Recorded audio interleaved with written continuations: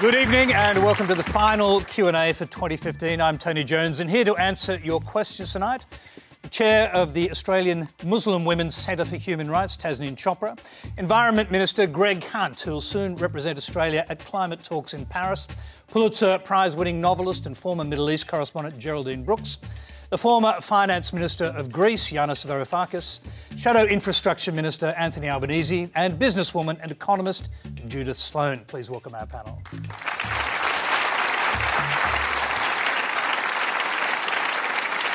As always, there is a lot to talk about and only one more hour to do it. Let's go to our very first questions from Zarvan Jizmedian.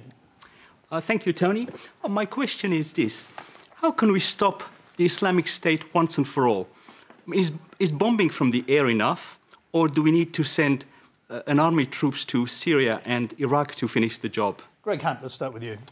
Look, I don't think that putting troops on the ground in the form of an expeditionary force is something that would ultimately be sustainable. I think that in many ways that's what Islamic State wants.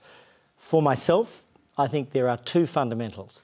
One is security and a tough-minded approach to security both domestically and internationally, and that means cooperation of a group of nations. It does mean hard military action, but then there also has to be cohesion, and that's cohesion at home where we work across different groups as a single nation to try to provide people with the best option, and ultimately cohesion abroad. It's not going to be easy in Syria. It's not going to happen overnight. There has to be a degrading of Islamic State. But ultimately, I think that the only long-term solution there involves a political solution of sorts. But first there has to be and I'm sorry to say this, a very tough military approach using the best of the strength that we have. In many ways, like we did with Al-Qaeda, which transformed and degraded and ultimately undermined much of their capacity. Does there also have to be cohesion in government ranks? Because former Prime Minister Tony Abbott recently emerged to say Islamic State can't be contained, has to be destroyed by military force, and he declared Australia should do more to defeat the toxin at its source. Look, was that helpful? I don't think it's an issue either way. I think he is absolutely, as a former Prime Minister, entitled to present views. But Australia, the United States, Germany, the UK, all have a very similar view that this is a deep military threat, both within our own societies and, of course, in the Middle East. Therefore, in terms of Syria, there has to be tough action across the border and from the air. But in my view, sending an expeditionary force onto the ground would ultimately be a quagmire. But having said that, we have had very significant success beyond what people might have imagined in September 2001 in dealing with Al-Qaeda. And so that same template, but with much more community cohesion at home and abroad, is the best solution in an imperfect situation. Anthony Albanese, Al-Qaeda was defeated in Afghanistan, if we could put it that way, by troops on the ground. And the questioner is asking, is that what needs to happen in Syria? Well, I think one of the things that you wouldn't want is politicians making decisions based upon what the best military strategy is. I think you would listen to the defence experts, and if I was on the National Security Committee of the Cabinet again, that's what I'd be doing. There is no doubt that this scourge needs to be defeated. There is no doubt also that there is no role, in my view, for the Islamic State or any of its people in the future of Syria or Iraq. You can't have an attitude of just bringing them in. But also, of course, you need to work out what the end game is. And the end game has to involve the Syrian people, all of the groups there. I think we're seeing gradually the world creep towards acknowledging that the idea that you get rid of Assad without knowing what will replace that regime is perhaps not the greatest strategy of all. So you'd argue you need to keep the dictator in place, would you, in order to defeat ISIS? No. Is that what you're suggesting? What I suggest is that it's not up to you or I sitting in the comfort of a studio in Sydney to determine what the best solution is for Syria. That is a solution for the Syrian people. Well, I think you just determined that you couldn't get rid of Assad easily without leaving a vacuum, isn't that Well, right? you need to make sure that you talk about what the peace looks like. Now, in Iraq, when the Baathists were all gotten rid of, playing a role in the future state, that created major problems in itself. So you need to talk about what the solution would look like, as well as, and then it's more possible to work out how you can get there. Yanis Varoufakis. Have you noticed how after an atrocity like what happened in Paris, the next morning everybody seems to know what the solution is and what the parameters of the problems are, when we really don't know? It would be a good start to acknowledge the depth of our ignorance and to start building up the pieces of knowledge that we do have. One of the things we do know is that the kind of knee-jerk reaction that followed 9/11 causes more problems than it solves. Another thing we know is that... Are you talking about the invasion of Afghanistan or the invasion of Iraq, or both of those? Well, I'm of course referring to the invasion of Iraq. The immediate reaction was the invasion of Afghanistan. Well, but you mentioned the defeat of Al-Qaeda. Al-Qaeda was a very small group of fighters. We may have defeated, speaking from the perspective of the West, Al-Qaeda, but we lost Afghanistan. At the moment, Afghanistan is a quagmire. The Taliban, who were the reason why Al-Qaeda was there, are now going from strength to strength. This was not a victory. Every knee-jerk reaction that has followed an atrocity has led to a deepening of the troubles from which, in the end, our own societies are suffering, untold hardship and disintegration. But let me just make one small point. There is much we don't know.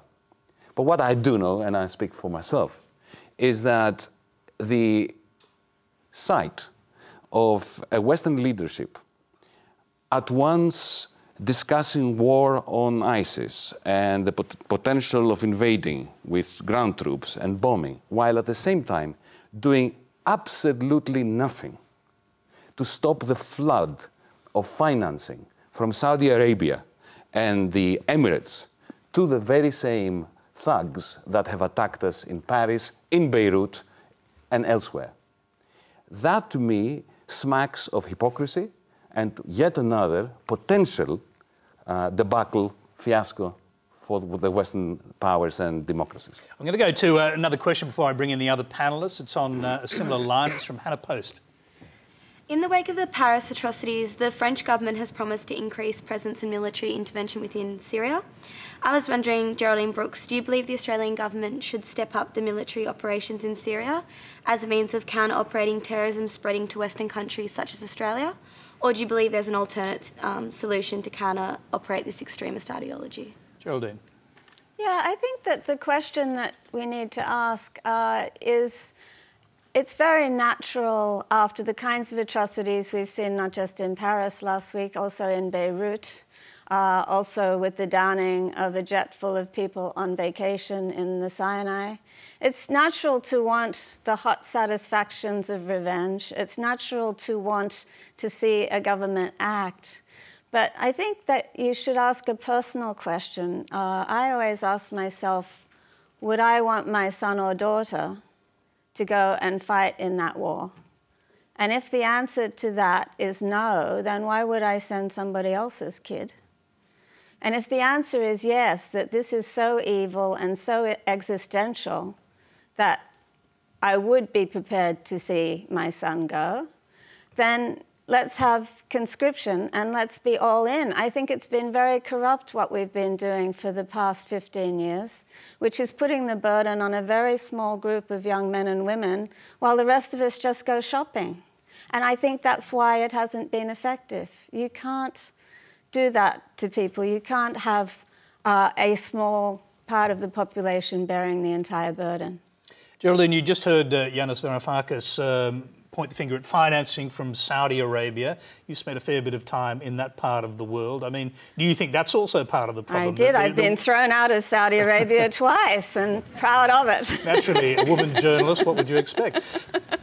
No, I actually think that Yanis is absolutely right. And it's not just the financing. It is the flow of ideology which has been unchecked for decades. We have sat by while Wahhabis have spread the most unconscionable, airless, hate-filled, misogynistic, homophobic teachings branded as Islamic through madrasas and mosques all over Southeast Asia, all over Europe. We've spent trillions on bombs. I think it's time to start spending trillions on schools. If we had started 30 years ago, when the Saudis did, building schools which are much cheaper than fighter jets, we would now have a young coterie in what is a very young part of the world, young, hungry minds who would have learned our humanistic values, who would have learned about pluralism and democracy, but we didn't do that. We've gone for the military option every time. Tasneem Chopra, two questions to reflect on, both similar, but and you can reflect also if you on what our other panellists have been saying, particularly what Geraldine just said about the exporting of extremism. Well, I think just to make things clear, I mean, we have these atrocities that are happening in the name of Islam, but have got no legitimacy from Islamic leaders across the world, including Australia. So the condemnations have been consistent and they have been overwhelming. Secondly, we have to ask ourselves then, once condemnations are made and they're given repeatedly, when the Muslim community attempts to progress the conversation from condemnation to, why are these things happening? What can we do about it? There tends to be almost a response from the mainstream of, stick to your lane. You shouldn't be discussing this issue. And I think we need to. Muslims need to be part of the solution here, because let's face it, the overwhelming majority of victims of terrorism of Islamic State have been Muslims. In that region, the displacement of 4 million Syrians into Turkey, Lebanon and Jordan, just in the recent few years, and then those coming into Europe, are overwhelmingly Muslim. ISIS blew up a mosque last week. If you're a Muslim with a different viewpoint, if you're a woman, if you're a Muslim minority, or if you're a non-Muslim, you're fair game. So these are the realities of what we're trying to contend with as a community. And then when you're a Muslim in the West and you're painted with the same brush as being part of this organisation that's inherently evil, it leaves you with very little wiggle room when you then decide to want to be part of the solution or discussion about what can happen. So do I think there's an ideology problem? Obviously there is. As for the military intervention, I take on board what Yanis has also said. The financing of these issues, we have to be quite open and upfront about who we're backing and who we're supporting, and then claiming where our allegiances are. So there's a lot of duplicity that has to be negotiated. But inherently, where do we go from here?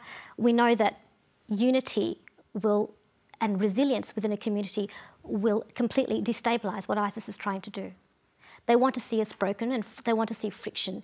They don't want to see Muslims in the West succeeding. They want to see an apocalyptic end to a base, or a clash of civilizations really between the two. And nothing's going to fuel that more than divisive rhetoric, policy and right-wing pundits. All right, quite a few points set up there. We've got some other questions which we'll address them directly. The next one is a video. It's from Michael Doran in Yarra Junction, Victoria. My daughter Sophie lives in Paris, and she was at the Bacalan concert when the attacks occurred. Her friend standing next to her was shot, and they lay on the floor pretending to be dead amidst the carnage until they were later rescued. She's now trying to rebuild her life, and I've been saddened by many things. But I'm equally saddened by the responses from our leaders, both political and Islamic, who seem to lack any vision for what we can do to stop these types of attacks occurring here. The aim of these attacks is to provoke fear, and indeed they have provoked me, but not to be afraid, but rather to speak out and to do what I can to build a stronger and better Australia, and one that can withstand the hatred being directed at us for the way we live and our way of life. My question is, what is done when we select the people to come and settle in this country to ensure that they have a clear understanding of the values and norms here, and that although this is a beautiful country, these values may be different to those that they're accustomed to, and will indeed be different to the Islamic society they have left behind. Judith, Sloan, I neglected you in those last questions. I'll come back to you to start with that one. Look, you know, I think it's a really important point he makes, and Geraldine, it probably is right to personalise about, do we want our son or daughter to be going off to fight this war, but do we want our son or daughter to be at a concert and absolutely senselessly slaughtered? You know, so I can understand why people are reacting, and I mean, I agree with you, Anthony, that you know, it's really basically impossible from a sort of a non-professional, non-military point of view to know quite what to do. But I think at the end of the day, this is going to be a multifactorial solution, and it is going to involve trying to do something with the financial links. You know, we really should be able to do that. I mean, you can trace that sort of thing. It's got also probably something to do. I mean, Australia's not going to do anything on its own. I mean, this is all about a coalition arrangement. So we will be guided by that. I think that will probably, there will be a change in the rules of engagement in respect of the bombing, for example. I think that is pretty likely. And there may be some special services forces that go in. But at the same time, there are, I think, a lot of other things that need to be done. I think that the trouble is, it's, you know, we see these young people there. I mean, and we were talking about this in the green room, that, you know, when I was 15, I was wondering what, you know, Mum was going to cook for tea. Whereas, like, these are 15-year-olds who are prepared to lay down their lives for a cause. You know, it's very hard, I think, for us to understand. Yeah, Anthony Albanese, we'll pick up on the question. The idea implicit in that question was that people from Islamic societies have different values. Well, I don't think that is necessarily the case. And I look at Australia, and I think one thing that we can be is a bit of a microcosm for the world. I represent an electorate where 42% of people speak a language other than English at home, where people of different faiths, including I have a very large Muslim Alawi population with connections to Syria. I have Sunnis, Shiites, Christians, Jewish, Hindus, the full lot, and they all get on.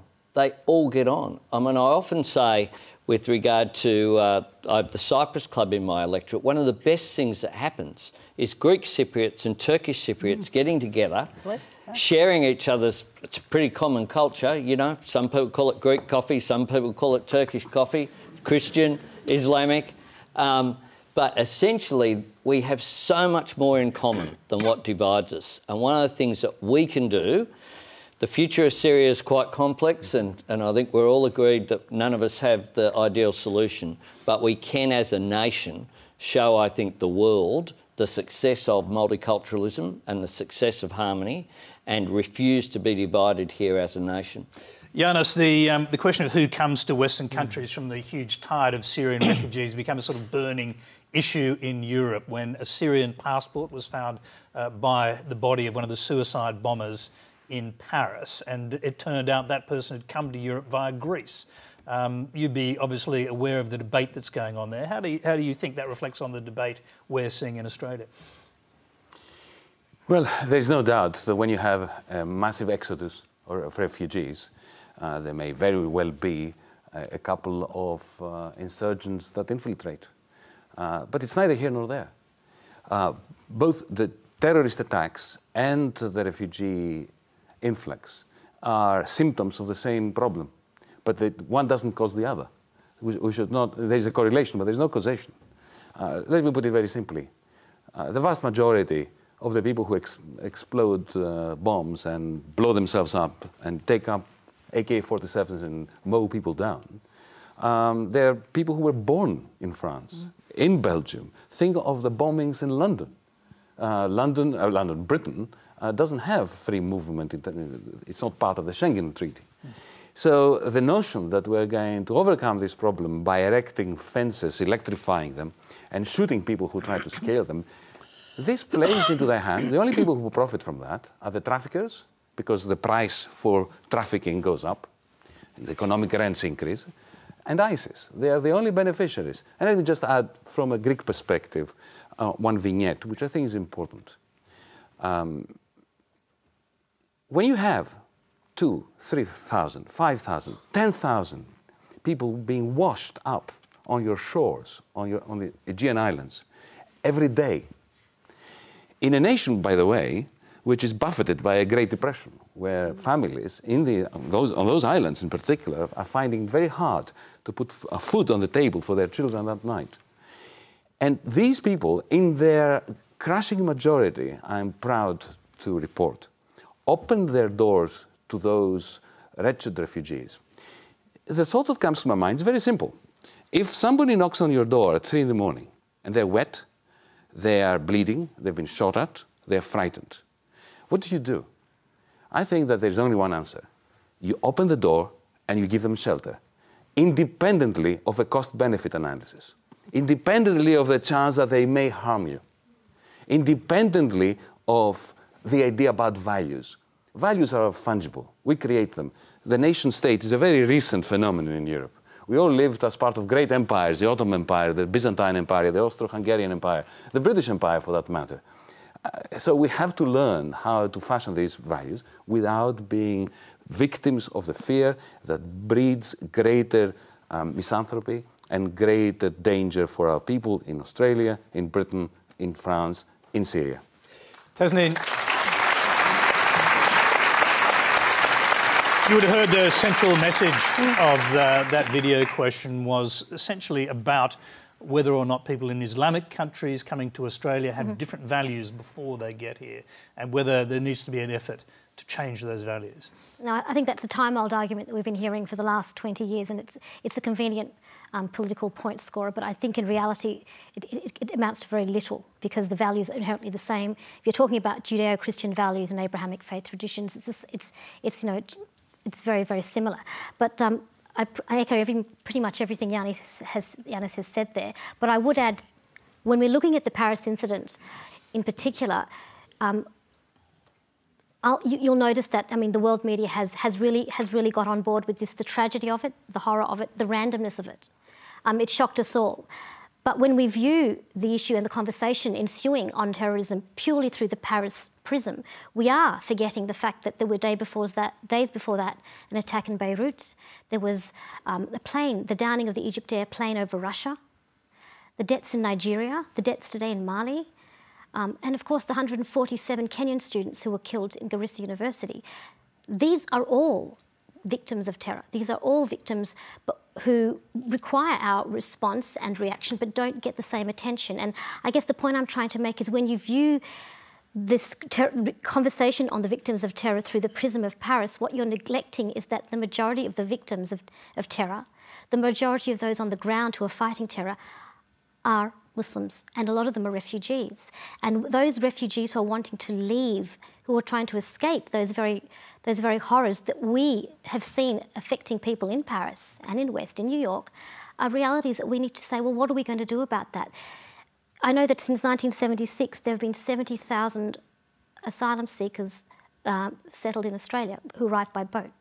Not one of them has been found to have a link to terrorism.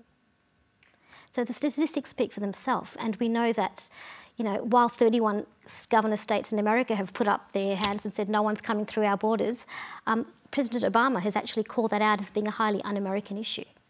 So, you know, there's some conflicting messages with leadership.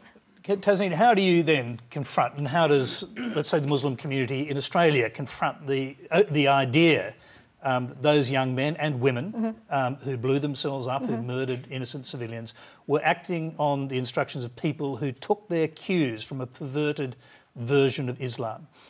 It's a war of ideology, and how to grapple with that when those particular young individuals, we know, particularly with the perpetrator of Paris, we know that from his family, he wasn't someone who went to the mosque, went to the local community. He was a drug runner operating from his pub.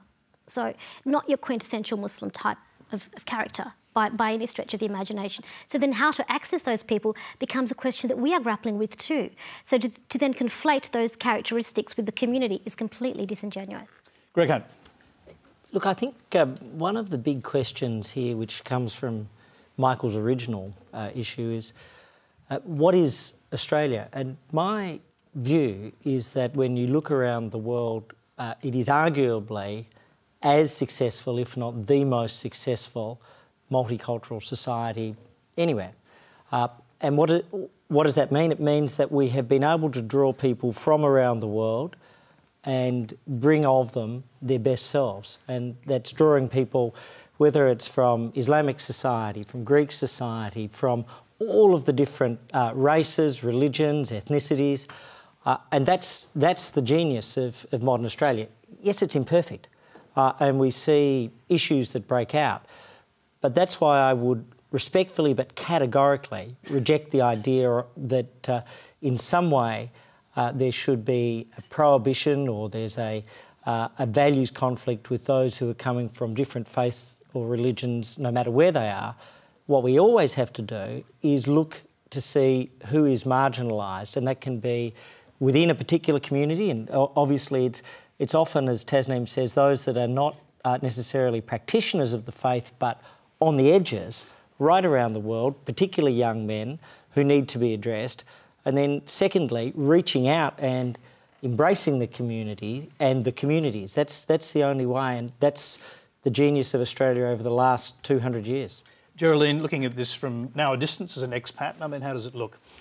Well, I agree. I think we do this really well, and I think we should have a lot of confidence in our ability to do it. And I look at my own family, who are 99.9% Irish immigrants back when, and, you know, they probably didn't share what we would consider Australian values when they got here. I know that my great-grandmother hated Protestants. You know, they used to actually stone each other in the streets of Brewer. But their daughter, my mother, did not have those values at all. So, look, give them a minute. They might not have Australian values the day they step off the boat, but have some confidence in what we've built here and how attractive it is and how people want to be a part of it and they become a part of it. And that's why this country is so great. I think we all agree that we've really got something, not perfect, but really wonderful here. OK, you're watching the final Q&A of 2015. Stick around for our end of the year song from Sammy J and Randy. Our next question comes from Jana Quinlan. There's been a great deal of discussion recently about how best to deal with the rise of religious extremism in Australia. Yet after seeing footage of the Reclaim Australia rallies yesterday, in which protesters were arrested for assaulting a police horse, for illegally possessing weapons and bomb-making materials, and for graffitiing on a monument, how do we deal with the rise of violent racist extremism as demonstrated by Reclaim Australia and the United Patriots Front? Yanis, I'll start with you because you've also dealt with this issue. In fact, you've got an extremist group, we could say, Golden Dawn, now have a serious toehold in politics. They are the third largest mainstream party. Politics. I would sit in my ministerial place in Parliament and there they would be in front of me. A group of Nazi thugs elected democratically. There can be no worse nightmare than that. So how do you deal with that? Well, you should never dilute democracy. You should never turn into them by denying them democratic rights. You should always lead with the ideas of democracy, of liberalism, of socialism, if you are that way inclined. But you should never respond to barbarism barbarically, because then you feed it. Anthony Albanese. Well, I saw that footage as well, and it was, you know, sometimes our citizens do things that embarrass us as a nation. That was not Australia at its best. That was Australia at its worst, as were the Cronulla incidents of a few years ago. But we shouldn't imagine that, and we shouldn't uplift it by talking about that as a significant viewpoint, because I don't believe that it is. I believe overwhelmingly that Australians are tolerant, that Australians reject racism, and every time you go into a local school in particular, I think in any part of Australia, you just see people learning different languages.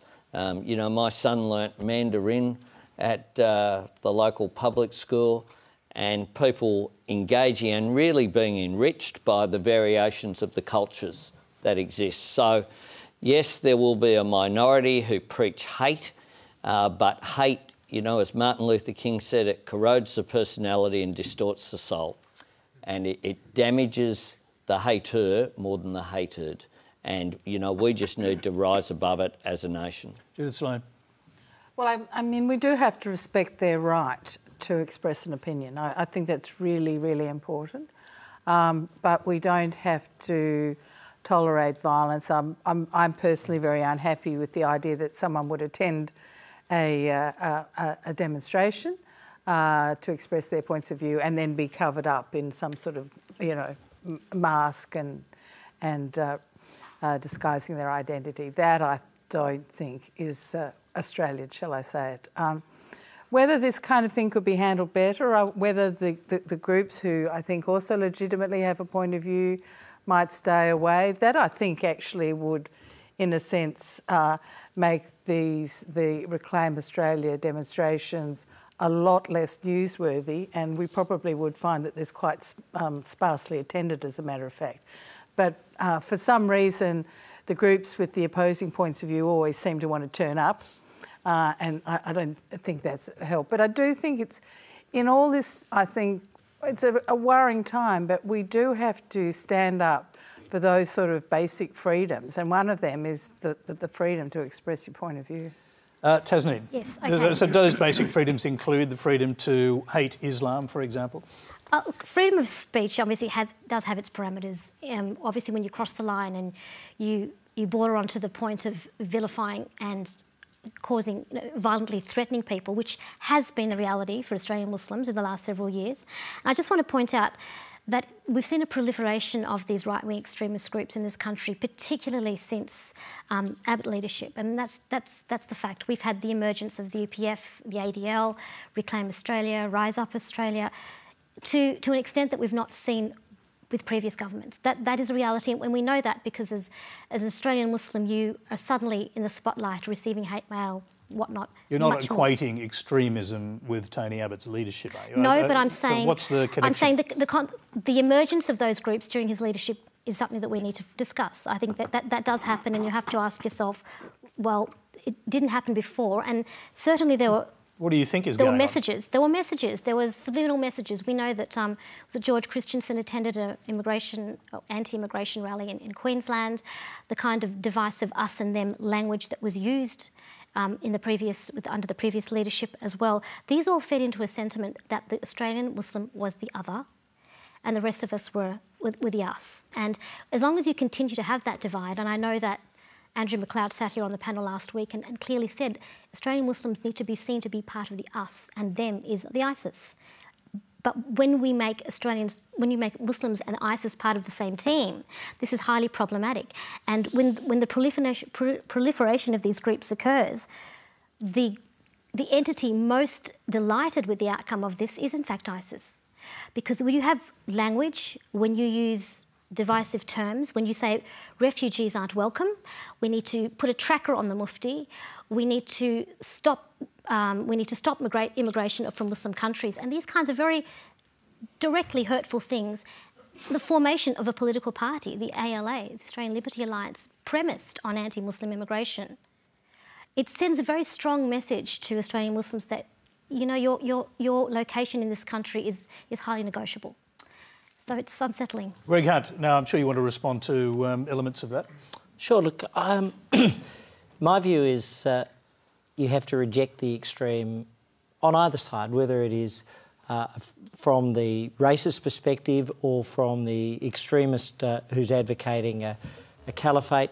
Neither of them have a place here, but the answer to it, other than when it steps over to the pure security issue when it does become a matter for police and intelligence, the answer to it is to advocate and extend the hand for liberalism, for broad stream acceptance of differences.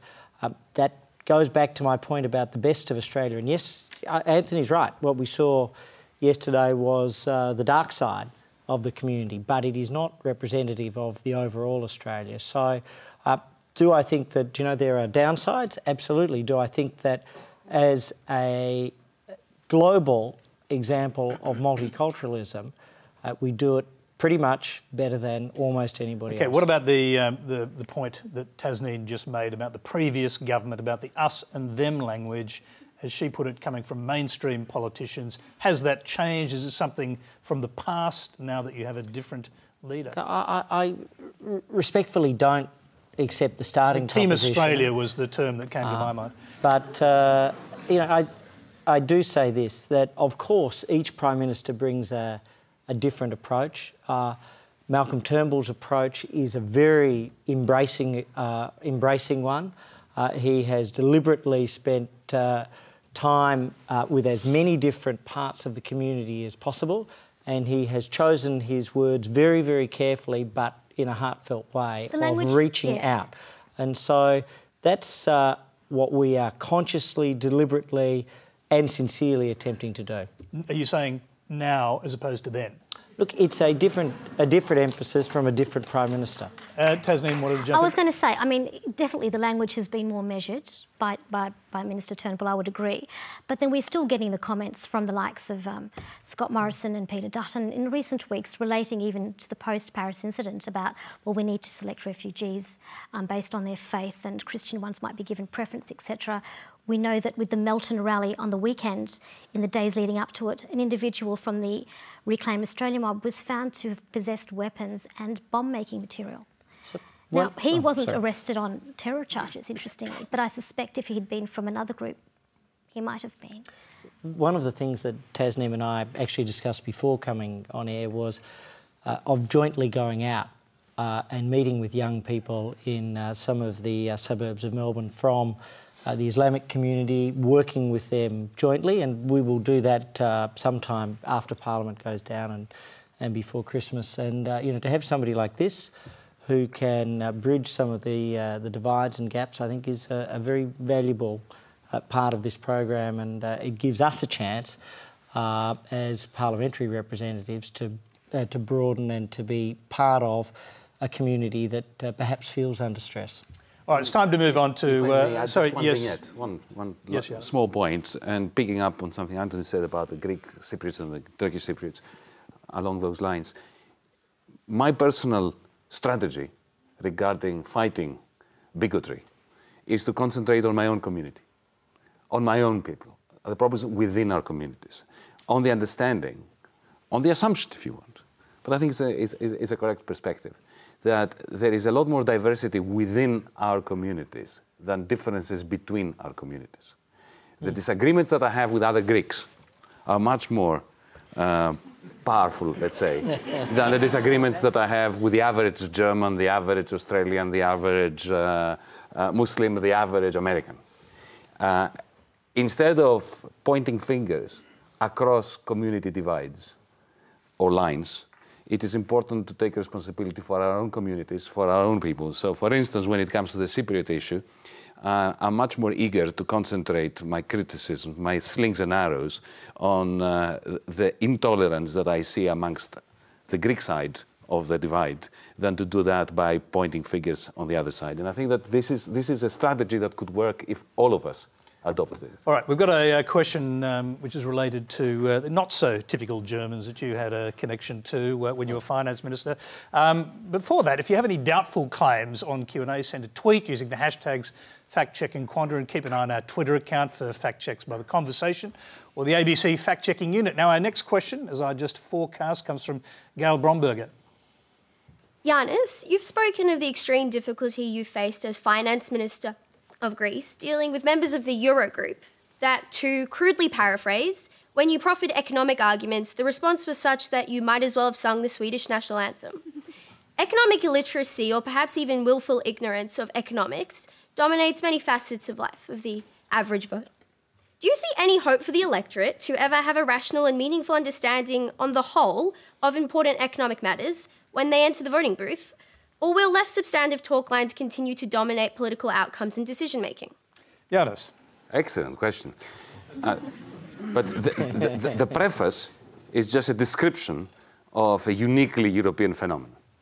We've created the largest and most substantial and significant social economy in the world, the Eurozone, and created at the same time absolutely no legitimate, functional, efficient system of governing that economic area. You only need, the Eurogroup is a bit like a sausage. If you know what's in it, you don't want to touch it with a barge pole. It is utterly dysfunctional. And this is not coming just from me. I'm a whistleblower if you want, because I'm not in there anymore. But I can assure you that there's a very strong consensus amongst all the participants in it, even people that I had great disagreements with, that the Eurozone is the way that we have structured it is absolutely ungovernable. And that explains why it remains in the clasps of a terrible deflation, which has terrible repercussions for Australia as well. But that's another longer discussion, another program that will never happen. But regarding your question, this is, if you want, we're going back to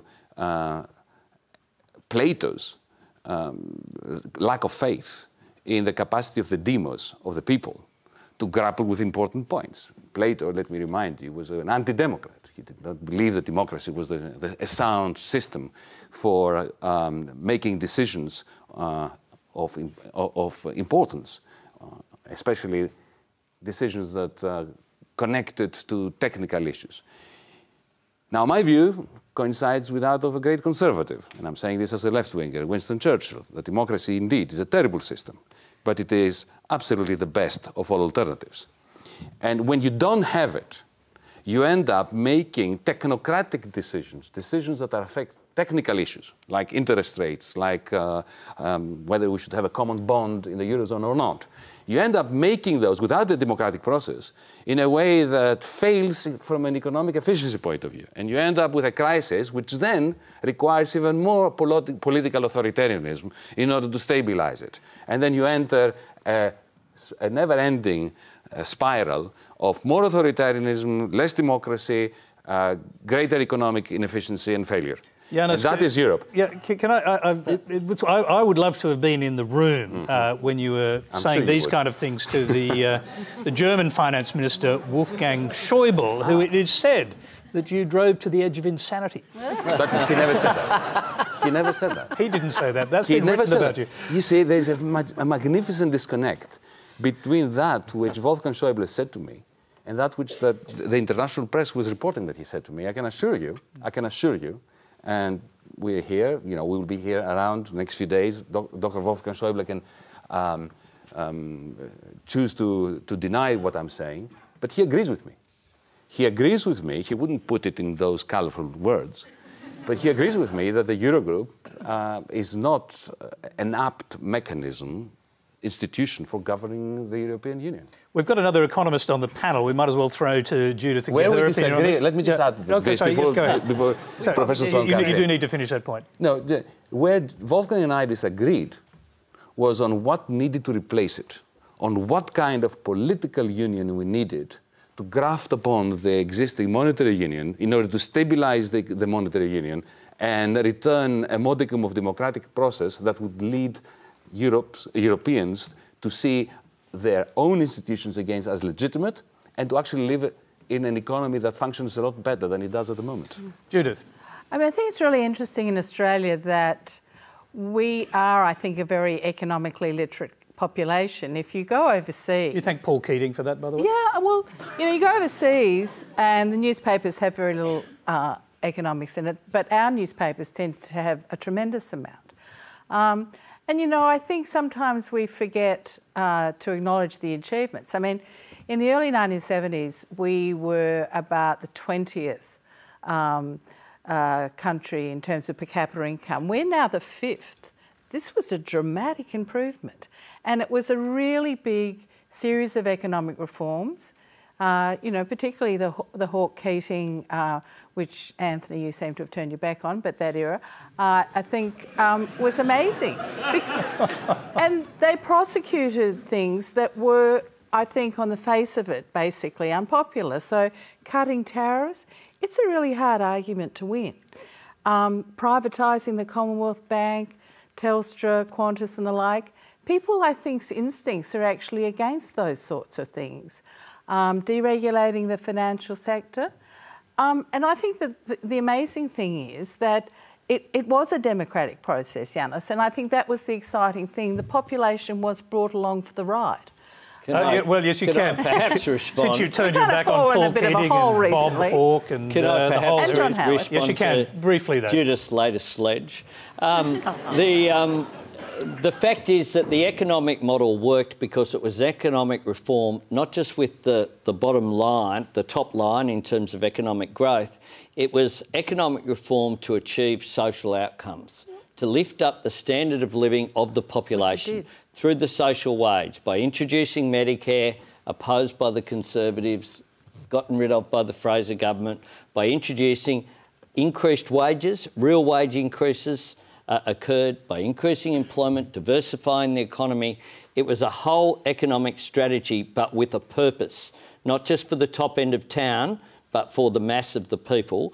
That's why Hawke Keating's legacy is so important. That's why it's a fundamental tenet of Labor's proud history. Can I just quickly bring Yanis in on this, because you were an economics professor in Australia. You obviously know all about this.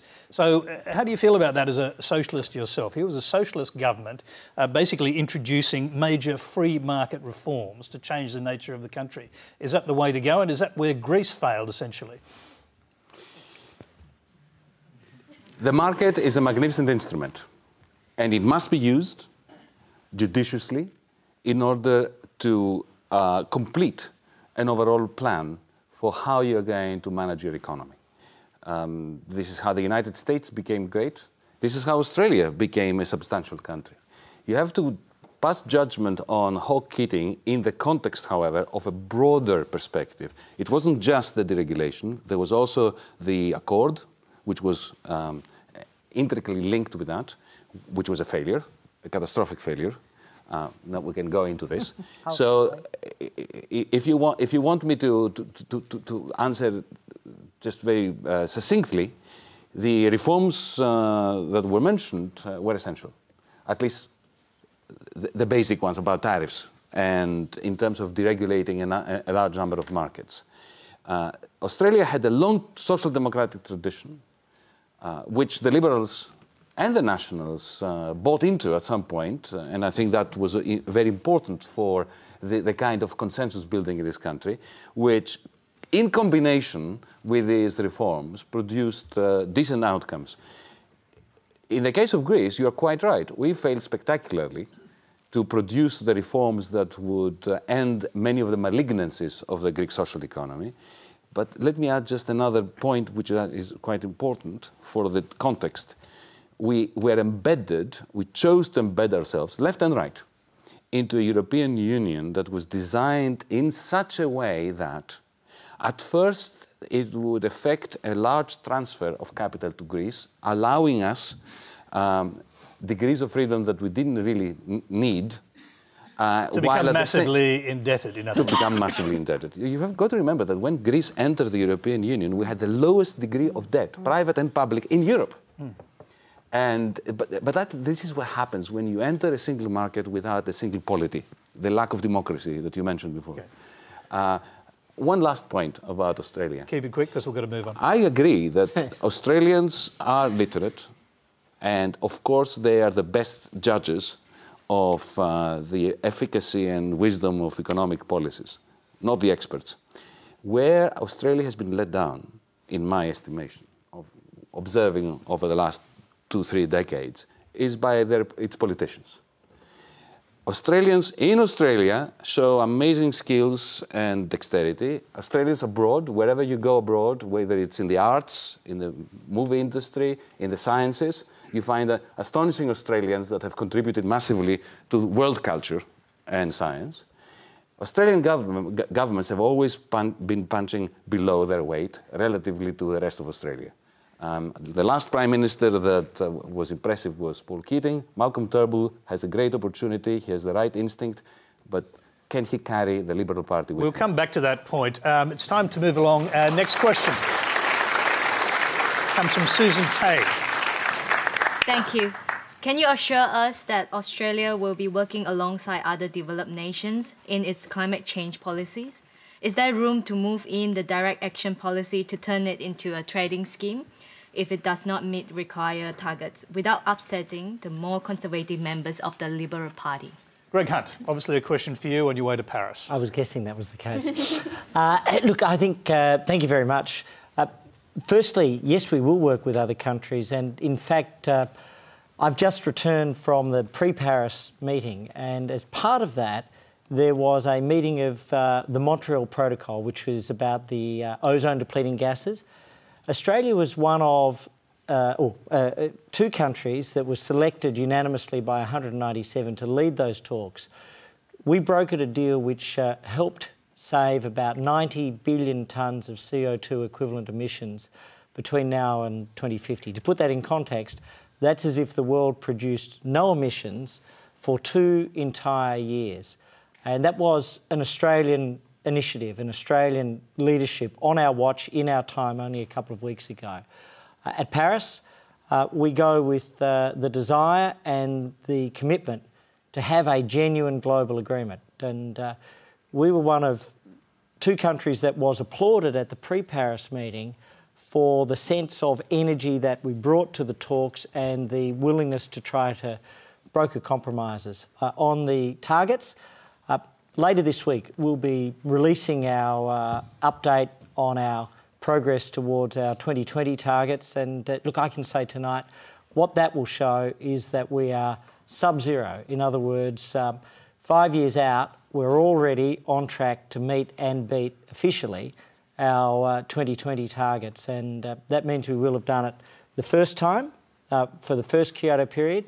We'll do it now for the second, and then we'll go forwards with a genuine and very ambitious approach for the third round out to 2030. Okay, I've got to ask you this obvious question. Are you going to go to Paris as some kind of disciple for direct action policies instead of the carbon trading schemes which most countries have adopted? Well, actually, let me again challenge the presumption that you make there. The World Bank has just adopted a model largely drawn from the Australian reverse auction. It's called a pilot auction facility. We see in South Africa and Brazil reverse auctions in relation to renewable energy. And we see China and other countries setting up carbon trading I think schemes. you'll There's find a giant one in Europe. So I'm just asking, are you going to advise them to give up their carbon trading schemes and go with your better policy, in inverted commas, of direct action? So here we have the clash of civilisations tonight. Here we have a question. I'm just asking for an answer. And the first thing is, I would gently question whether you would say that the European system has been, for Europeans, a great success. They've had to revise... Failure. Thank you, Yanis. I'll take that as a comment, but a very good one. But each country has to determine their own system. In Australia, we've just had 2 fabulously successful auctions that have defied all of the predictions. But I'm deeply respectful of countries choosing their own system.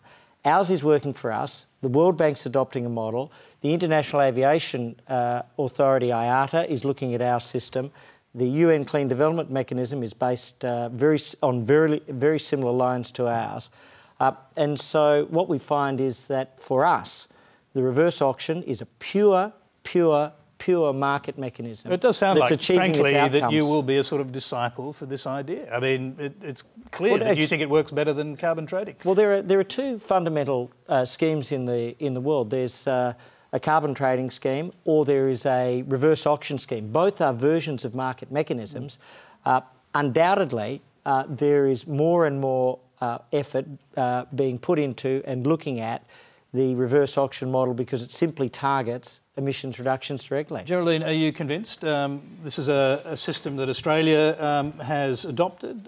Greg Hunt has the runs on the board if he's going to come out with figures saying we're below our targets for 2020. If we're below our targets, we better get some more ambitious targets pretty quickly because this is an urgent predicament, and this fragile continent will suffer greatly. And people say we can't afford to do this and that. We cannot afford not to do it because, Wall Street will be underwater and there'll be no viable economy if we don't get serious about addressing this. It's wonderful that we're going to Paris, that we're taking these leadership roles, but at the same time we're contemplating opening the Adani coal mine, the biggest coal mine ever, at a time when we should be looking at renewables. We've cut investment in renewables by 80% last year. That puts us down somewhere like Myanmar. I don't think that we're taking the leadership role that we're capable of taking. I better throw back to, and keep it brief if you wouldn't mind, but can I just make the point that one of your ministerial colleagues, I think, said that exporting Australian coal is actually going to bring down emissions. Well, I think you take that view as well? I actually met with the former head of the Indian Foreign Ministry last week, who was their climate ambassador, Shayan Saram, and he's a very sophisticated, intelligent person. And what he was saying to us is, we're going to massively increase our renewables as a country as we bring people out of poverty. We're also increasing our nuclear. We're also increasing our conventional fuel. Electricity is the fundamental.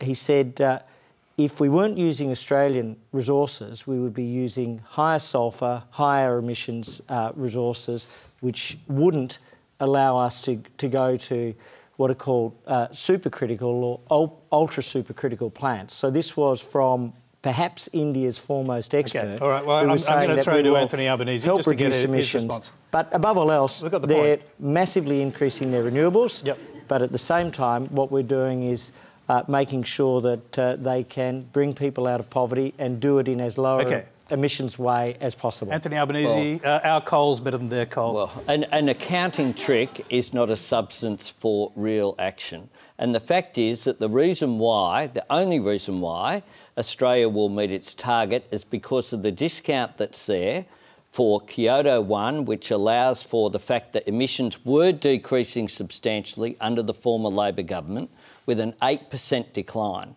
Emissions are now increasing. Under this so-called direct action plan, 72% of the first lot of the auction of $650-odd million, I think it was already existing projects. It was just giving money to the big polluters to keep doing exactly what they are doing already. 10% of it for AGL alone, Australia's biggest polluter. This is, you know, we talked before about Judith spoke about defending markets and who's in favour of markets. They were climate sceptics under Tony Abbott, now they're still market sceptics. And if you want proof of Greg's credentials, I mean, did everything to keep Tony Abbott there, and they still adopted Tony Abbott's policies. They're still exactly the same. And Greg has to answer what changes there have been, given that Malcolm Turnbull, clearly for years, called this policy a fraud, but he's going along with exactly the same policy. I'm just going to, once again, just go to The Economist. Judith, would you prefer to see a market-based system, or do you agree with Greg Hunt, that market-based carbon trading scheme, I mean, or do you agree with Greg Hunt that his system of direct action is, in fact, at heart, a market-based system?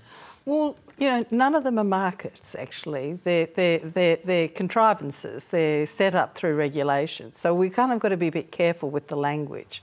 The idea that an emissions trading scheme is somehow superior to a reverse auction, that's not true. They're all contrivances, right? And so basically the question you ask is, what is the economic cost associated with given reductions in emissions? Now, what you said before, Tony, was not true. I mean, America's not going to an emissions trading scheme. Individual states are. Russia's not. California it's bigger than Australia. Yeah, but then they import the electricity from the dirty coal-fired power stations elsewhere. Russia's not going, India's not going, the European one has basically been a failure. I'm absolutely with Malcolm Turnbull on this.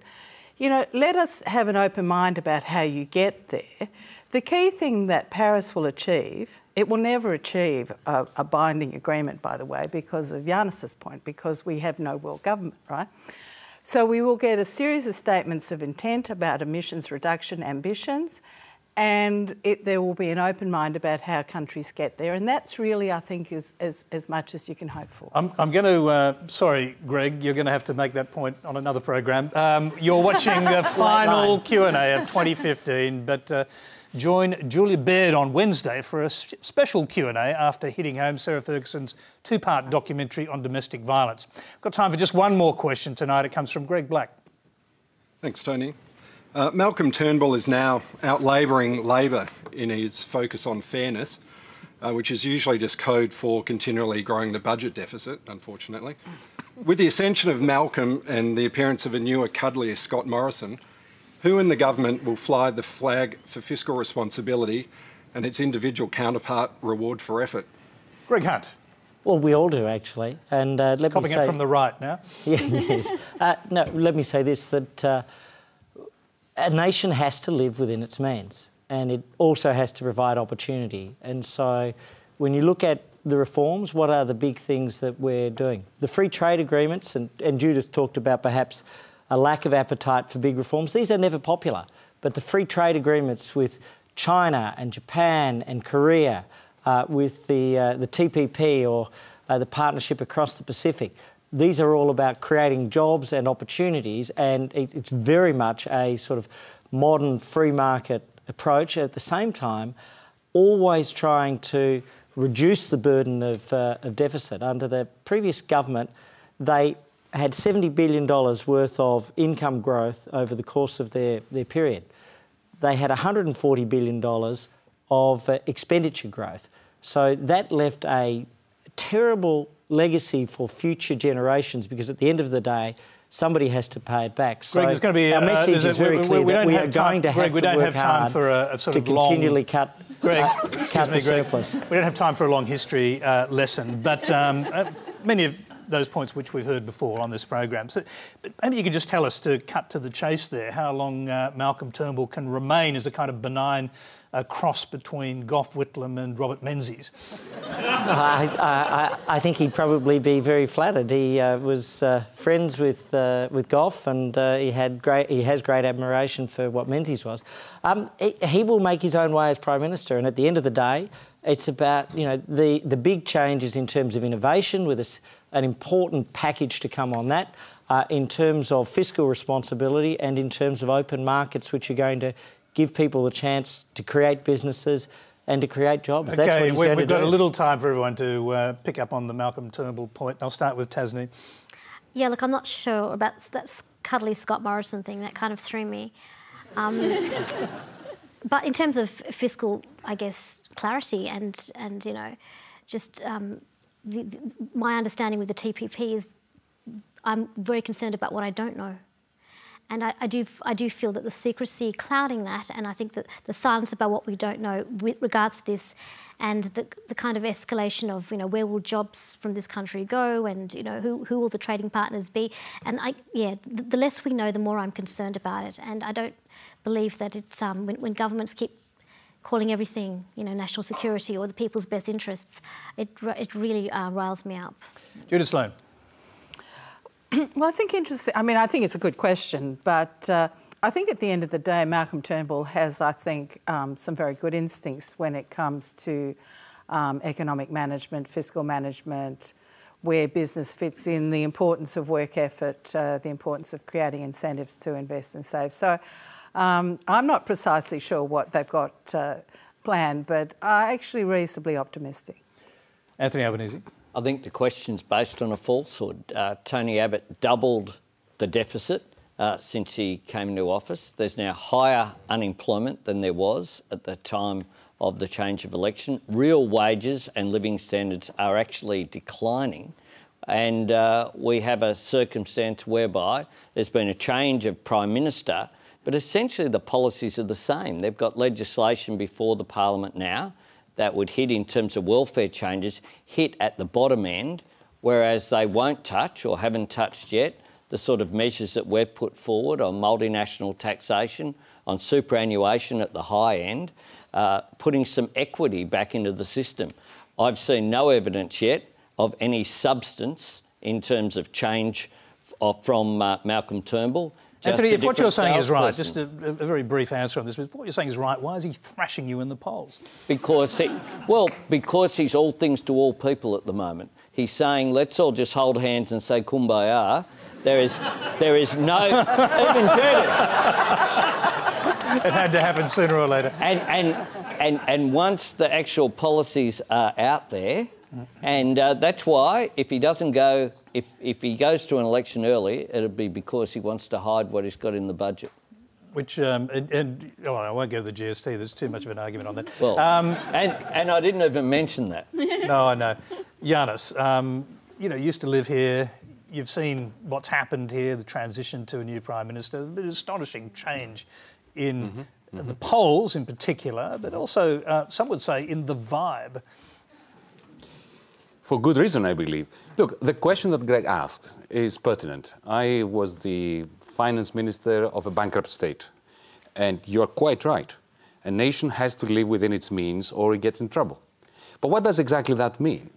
There is public debt and there's private debt. If you look at the situation in Australia, the public debt in this country is minuscule compared to anybody else, all the other major industrial centers around the world. But you have a huge problem with private debt. More than 120% of national income amounts to your private debt. So in a country, especially due to the slowdown in China, where investment is trailing savings, there is an imbalance between savings and investment, which also has a current account deficit. In such a situation, such a macroeconomy, if the government speedily balances its books by being responsible the way you imply, then you will not be able to balance your books. Then the private sector is going to have to run an even larger deficit. And the only way, this is a truth of geometry, if you want, of algebra, the only way you can prevent that, that is for the government and the private sector, households, people, corporations to balance their books, is if investment is picked up. Investment to produce stuff. Hopefully, stuff that does not pollute the environment, that is not toxic.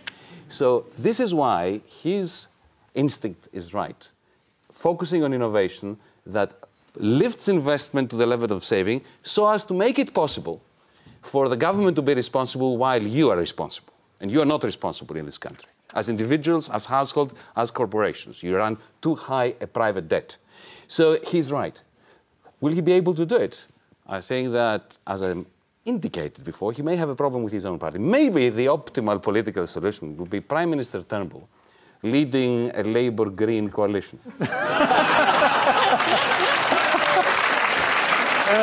Geraldine, I'll give the final word to you. You watched the rise of Malcolm Turnbull from a distance. How does it look? haven't watched it from a distance. I went to Sydney University with him. I watched it quite close up, actually. Oh, that was the early rise. I'm talking about more recently. Oh, it's been a very constant trajectory, I think. You know, Malcolm has finally realised his lifelong dream to be Prime Minister. Now, it remains to be seen if he's got what it takes to help us realise ours. That succinct answer is just what we needed to end the program because we are running out of time. In fact, we're over time. Please thank our panel. Tasneem Chopra, Greg Hunt, Geraldine Brooks, Yanis Varoufakis, Anthony Albanese and Judith Sloan.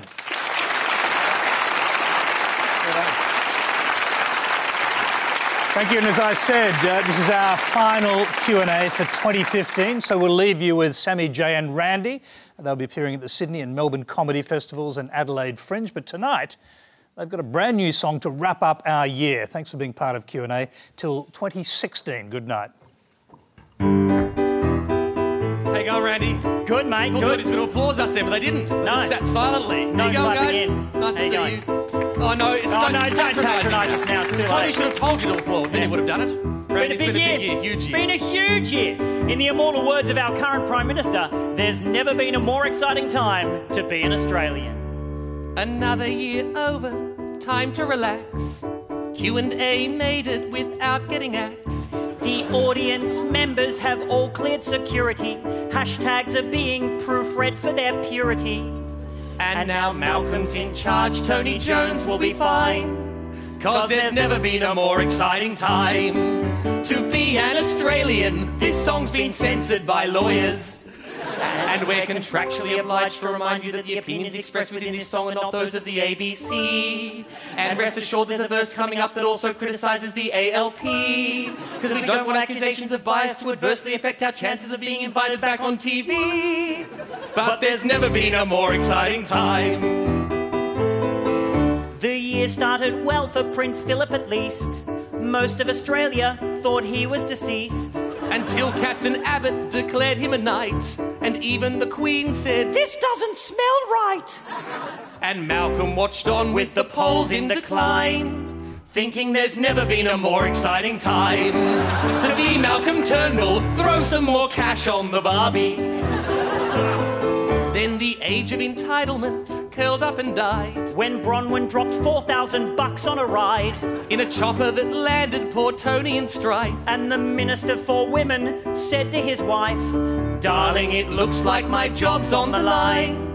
And there's never been a more exciting time to go into hiding and sob in the fetal position. But we don't feel sorry for Abbott. Shorten's the one out of luck. He signed up to fight Captain Speedo and now has to fight Scrooge McDuck. But Malcolm, don't get too cocky, though the nation is under your spell. If you pause to peruse the statistics, then any backbencher can tell that historically speaking you should just resign. 'Cause there's never been a less exciting time to be a Prime Minister. 5 in 5 years and you're next in line. Leadership spills are a dozen a dime. You or Bill Shorten, either is fine. We just love watching leaders get stabbed in the spine. So there's never been a more exciting time